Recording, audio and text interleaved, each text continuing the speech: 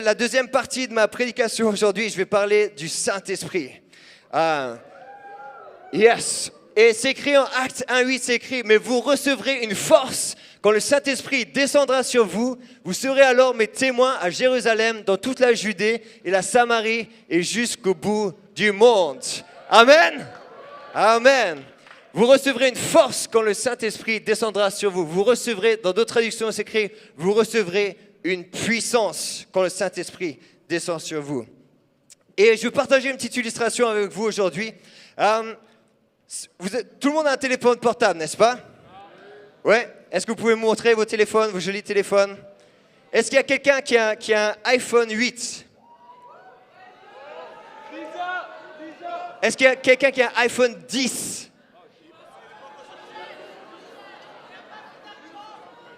Et il est sorti, mais je ne sais pas s'il les envoie encore. Quelqu'un qui a un iPhone 10, non? iPhone 8, il est où? Tu peux me l'amener? On va utiliser l'iPhone de Lisa, parce que moi, c'est un vieux Motorola d'il y a 4 ans.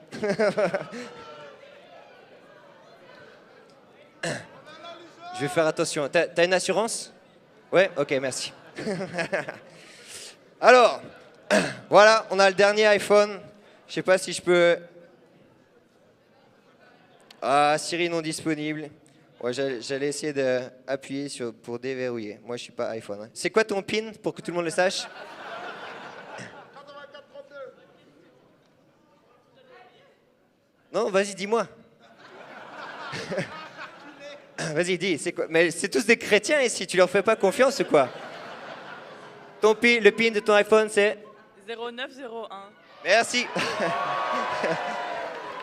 Bon, celui-là, je vais le garder. Hein. 0901. OK. Alors, l'application... Ah, on va mettre un post sur Instagram, peut-être. Voilà. Photo. Aucune connexion Internet. Oh. Bon, je te pré...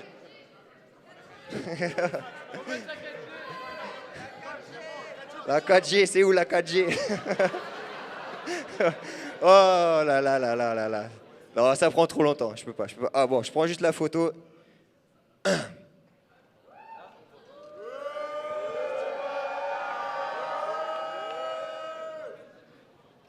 Pas mal, pas mal. Ok, je te laisserai juste la photo là, puis tu peux la poster sur Instagram, si tu as envie. Ok, alors tout le monde a un téléphone portable, n'est-ce pas? Certaines personnes, des téléphones plus beaux que d'autres. Il y a des personnes qui sont là avec leur téléphone portable, mais ils restent cachés, en fait. Alors, qu'est-ce que tu fais avec ton téléphone portable tous les soirs avant de dormir? Tu chantes pour ton téléphone portable, n'est-ce pas? Tu dis « Oh, iPhone, tu changes ma vie tous les jours. Je t'aime, iPhone 8. Oh, je vois que t'as presque plus de batterie. Alors mon téléphone, je vais te brancher. Et demain matin, on va se retrouver. Je vais me réveiller. Et puis tu seras complètement rechargé. Oh, on va passer une bonne journée ensemble. Ouais, vous faites comme ça tous les soirs, n'est-ce pas? Alors, qu'est-ce qui se passe quand vous voyez que votre téléphone portable, il reste 2% de batterie? Ah! 2% de batterie! Qu'est-ce que je peux faire? Et là, vous prenez le chargeur et puis vous mettez le téléphone portable dans le chargeur pour le recharger. Ouais, n'est-ce pas? Et puis, je vois qu'elle a 85% de batterie, donc elle a dû le recharger cette nuit. Mais c'est un principe super simple.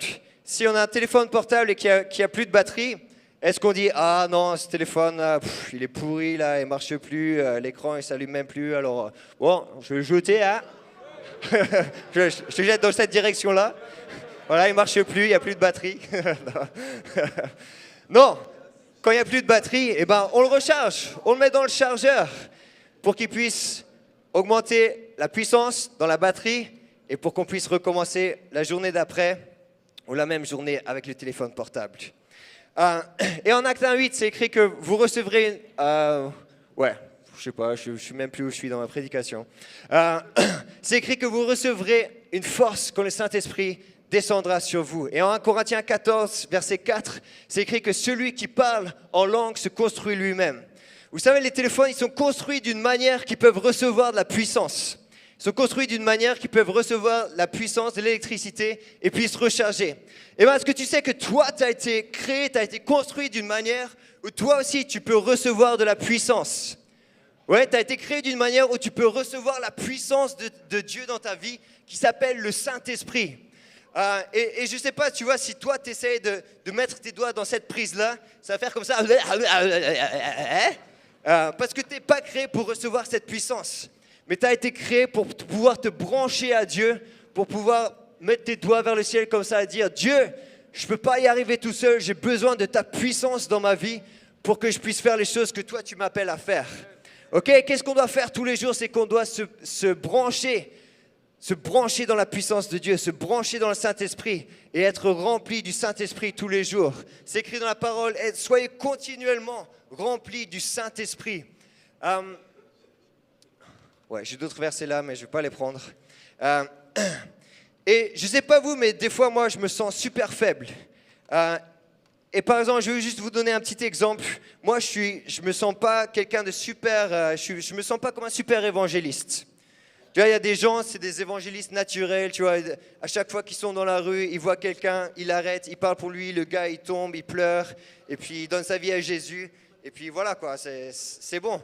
Il y a certaines personnes comme ça. Moi, personnellement, je me sens pas du tout comme ça. Et pour vous donner une petite partie de mon témoignage... J'ai grandi dans une famille chrétienne, mes parents étaient missionnaires anglais en France. Et puis, quand j'allais au lycée, j'étais pas du tout audacieux avec ma foi. Mes amis, ils savaient que j'étais chrétien, mais pour tous mes amis, c'était genre une secte. Et puis alors, si c'était une secte, mon père, c'était le gourou de la secte, quoi. Donc, j'étais pas super fier d'être chrétien. Mais donc, c'était comme une frustration en moi, parce que je savais que mes amis... Ils allaient vers une éternité sans Dieu. Et puis, je savais en même temps que moi j'ai pas la force, j'ai pas l'audace de partager l'évangile avec eux. Alors, un jour, j'ai décidé que j'allais faire la chose la plus audacieuse que je savais faire. J'allais faire quelque chose qui allait impressionner toute l'école et qui allait leur montrer que moi, je n'en avais rien à faire de ce qu'ils pensaient de moi. Et j'ai commencé à penser à qu'est-ce que ça peut être pour montrer à tout mon lycée que j'en ai rien à faire de ce qu'ils pensent de moi.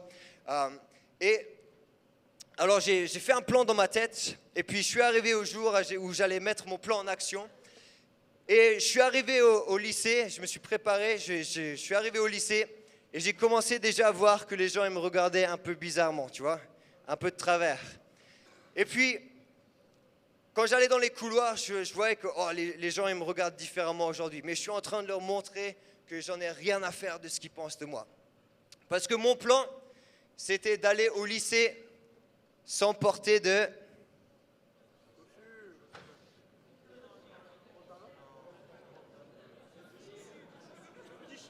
sans porter de gel. Ok? Alors vous commencez à comprendre combien j'étais audacieux. Mon idée pour montrer à tout mon lycée que j'en ai rien à faire de ce que vous pensez de moi, c'était d'aller au lycée sans gel. Il y a certains d'entre vous qui sont en train de dire « Waouh, le gars, il est allé au lycée sans gel, sans wax. » Ok, alors je vais prier pour vous après aussi. Mais ce qui s'est passé, c'est que quand j'avais 18 ans, mon plan c'était d'étudier le sport, c'était de devenir prof de sport. Comme j'ai expliqué le premier soir, c'était ma passion de faire du sport, différents types de sports. Mais quand j'avais 18 ans, l'année de mon bac, il y a une équipe de Jesus Revolution qui est venue dans ma ville et ils ont fait un concert. Et ce que j'ai vu, c'est quelque chose qui a totalement chamboulé ma vie. Pourquoi? Parce que j'ai vu des jeunes qui avaient le feu pour Dieu, des jeunes qui n'avaient pas honte de partager l'évangile, des jeunes qui n'avaient pas honte de prier pour les malades, d'aller dans mon école, ils distribuaient des flyers pour le concert, puis moi j'étais là, j'espère que personne ne va savoir qu'en fait je les connais. Alors à la sortie de l'école, j'étais juste en train de me cacher pour pas qu'ils me disent bonjour.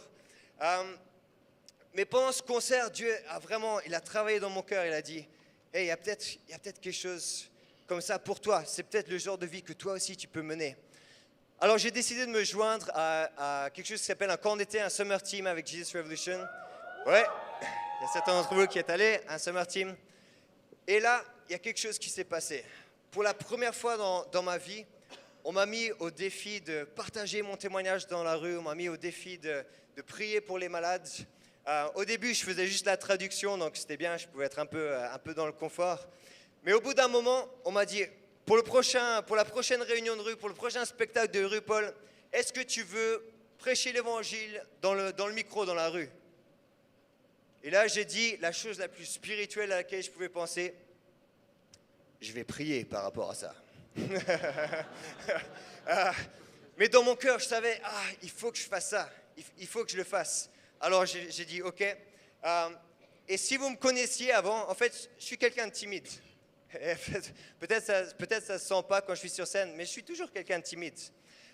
Et si on me demandait de dire quelque chose dans le micro, alors j'aurais les genoux qui commençaient à trembler, peut-être la voix qui commençait à trembler aussi, et puis peut-être que j'aurais quelques larmes, parce que j'étais super nerveux de parler en public.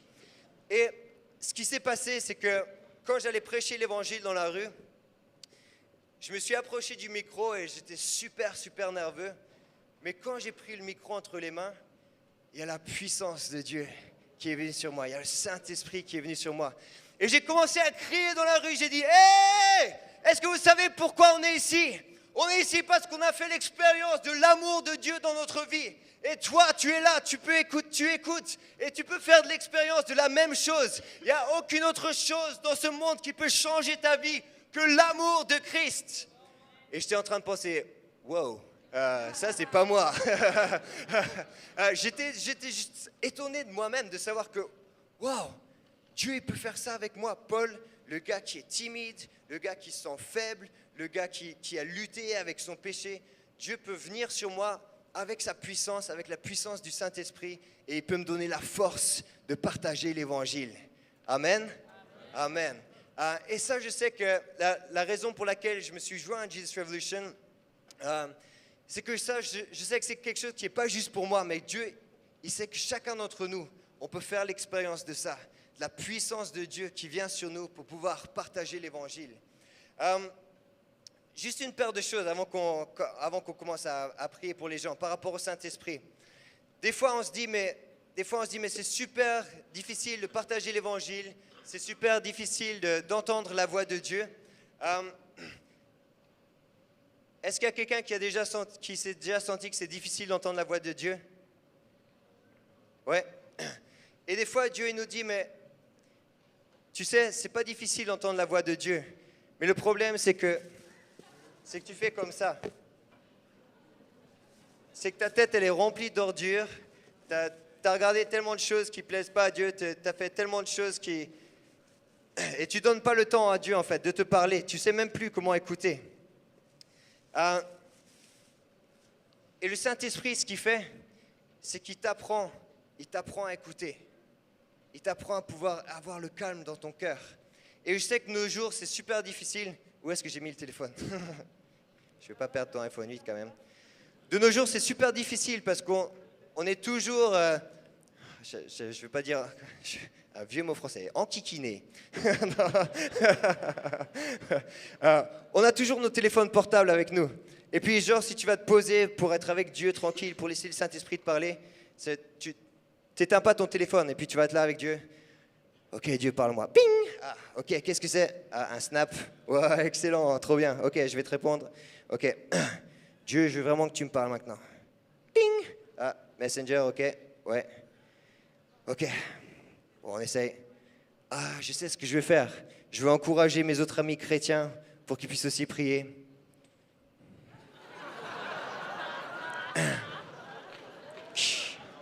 Hashtag puissance de Dieu, parole de Dieu, change ta life. Et puis genre tu prends un selfie et puis j'aime trop cette mode avec le selfie où tu as le verset avec. Tu vois, c'est genre en fait tu as mauvaise conscience de mettre un selfie mais tu mets le verset. Et là c'est spirituel de mettre ton selfie. Et vous recevrez une puissance. J'imagine Francesco, tu vois. Et vous recevrez une puissance. quand le Saint-Esprit viendra sur vous. Et vous serez mes témoins. Je l'attends, ce selfie-là, Francesco. Non, Francesco, il fait les 22 pompes par jour. Mais... Mais vous savez quoi? Ce téléphone, il a un bouton qui s'appelle éteindre. Wow. Il a un bouton qui s'appelle éteindre. Est-ce que vous pouvez faire, si vous voulez entendre la voix de Dieu? En fait, c'est pas difficile d'entendre la voix de Dieu. Est-ce que vous croyez que notre Père au ciel, il veut qu'on puisse entendre sa voix?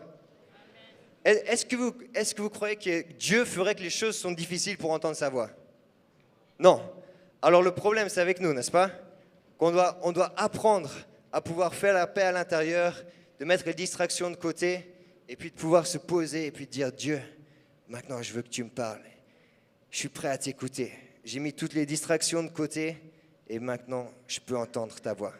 Et tu sais quoi, si tu fais ça, tu vas commencer à entendre la voix de Dieu parler à ton cœur. Tu vas commencer à l'entendre, te donner des directions. Tu vas commencer à l'entendre, t'encourager par son Saint-Esprit. Parce que le Saint-Esprit, il nous aide dans nos faiblesses. Des fois, on ne sait pas quoi prier, mais le Saint-Esprit, il intercède à notre place. Et je vous encourage vraiment à faire ça tous les jours, de mettre les distractions de côté et dire, Saint-Esprit, viens, remplis-moi, fais-moi entendre la voix de Dieu et donne-moi la puissance pour être un témoin. Une petite dernière chose quand on parle du Saint-Esprit, et après on va prier pour tout le monde, pour ceux qui veulent être baptisés du Saint-Esprit et pour ceux qui veulent être remplis du Saint-Esprit de nouveau. Parce que le Saint-Esprit, il nous donne aussi la puissance, il nous donne la force de faire ce qu'on ne peut pas faire par sa propre force, mais il donne aussi la puissance pour être des témoins et pour guérir les malades. Je ne sais pas si tu as déjà expérimenté ça dans ta vie, de pouvoir prier pour les malades et de les voir être guéris, mais c'est quelque chose que tu ne peux pas faire de ta propre force. Et vous savez quoi? Ce monde et la Belgique a tellement faim d'une démonstration de la puissance de Dieu. Est-ce que vous êtes d'accord? La Belgique, tu vois, si tu viens juste avec des belles paroles, oui, Dieu, il est gentil, il t'aime beaucoup, peut-être qu'ils vont dire, mais ça, je connais déjà ce message. Mais si tu viens avec la puissance de Dieu, si tu viens que les gens expérimentent d'être guéris ou expérimentent que la puissance de Dieu vient à leur intérieur. Comme on a entendu les témoignages hier de Sophie et Lisa qui venaient et qui ont dit, on a dit quelque chose, mais c'est une fois qu'on a proposé de prier pour les gens, que la puissance de Dieu, elle vient, que les gens sont touchés puissamment par Dieu. Et ben, on a besoin de la puissance de Dieu. Et si moi je venais à la porte de ta maison, je vais essayer de ne pas casser la guitare aussi. Moi aussi, j'ai une bonne assurance. Si je venais à la porte de ta maison et puis je venais te vendre cette guitare, et puis je te dis, tu sais quoi? Cette guitare, c'est la meilleure guitare que tu as jamais entendue dans ta vie. Une fois que tu commences à jouer de cette guitare, tout le monde autour de toi va commencer à pleurer. Si t'es un gars, toutes les femmes vont commencer à t'aimer. Tu vois, Geoffrey, même, tu as besoin de cette guitare. Même si tu es beau. Avec cette guitare, ça va faire puissance 10, quoi. Tu vas commencer à jouer de cette guitare, et puis les gens ils vont juste tomber tous autour de toi, et puis ils vont pleurer. Et puis toi, tu me demandes, est-ce que tu peux me faire une démonstration? Je dis, non, ok. Non. Est-ce que tu vas me croire? Non, tu ne vas pas me croire du tout. Ce dont tu as besoin, c'est une démonstration que cette guitare, elle fait vraiment ce que tu dis qu'elle fait. Et c'est la même chose avec les gens autour de nous, c'est la même chose avec nos collègues de travail, c'est la même chose avec les gens avec qui on est à l'école, peut-être notre famille qui ne connaît pas Dieu. On a besoin de la puissance de Dieu, on a besoin d'être rafraîchis, nous, dans la puissance de Dieu pour qu'on puisse donner cette puissance aux autres. Simon a parlé hier de son épouse qui a prié pour une femme qui avait une tumeur dans son ventre et qui a été totalement guérie par la puissance de Dieu. Et ça, c'est la seule chose qui peut transformer la Belgique, c'est quand les gens expérimentent la puissance de Dieu. Je veux finir avec un dernier slide. On peut passer. Ouais, voilà, celui-là. Combien plus?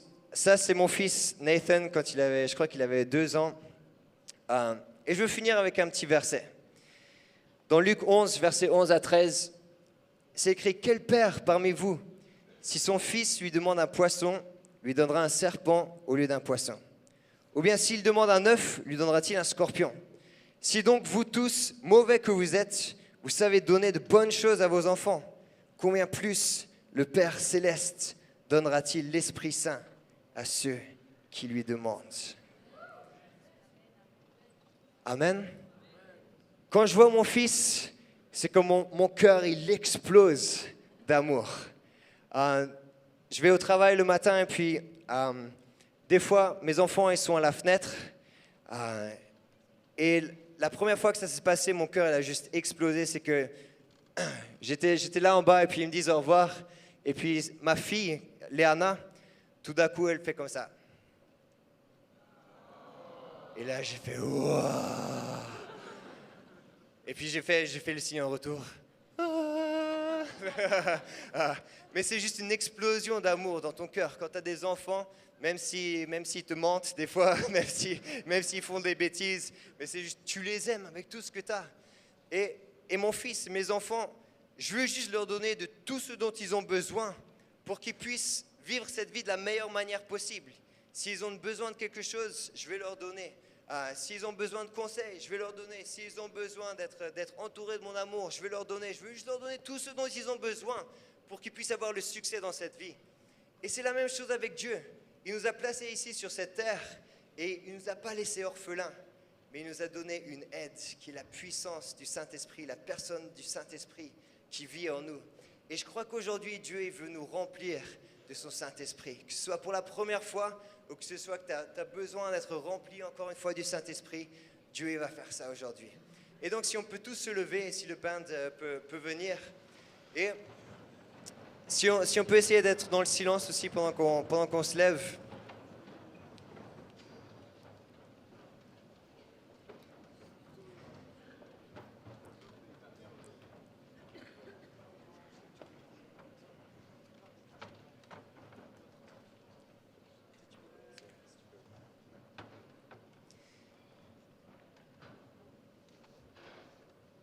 Et je veux demander d'abord, si tu es ici et que tu n'as jamais été baptisé dans le Saint-Esprit, peut-être on a entendu parler, peut-être tes amis en ont parlé, peut-être des gens autour de toi sont baptisés dans le Saint-Esprit, mais si tu n'as jamais expérimenté d'être baptisé dans le Saint-Esprit, alors aujourd'hui c'est ton jour.